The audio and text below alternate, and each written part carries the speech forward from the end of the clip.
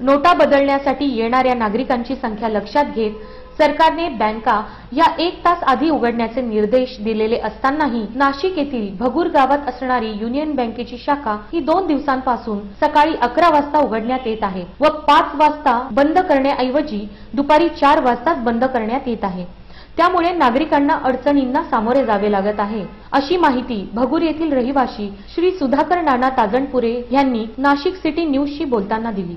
पैसे बदलायला लोक आले तर काही 11ला खोलतात, 10 वाजेपर्यंत टायमिंग आहे, पण यांनी 4लाच बंद केली काल बँक। आणि आता बी मग दुपारी लोक जेवणाचा टाइम झाला, हे झाला, लोक कंटाळून शेवटी निघून गेले। आता घरी झाले, आज शनिवार आहे, लवकर खोलायला पाहिजे, 11च्या शिवाय खोलते नाही। आम्ही आता सकाळी 9 वाजेपासून सगळे बाया आहे, काही लोक आहे, सकाळीच नंबर लावले।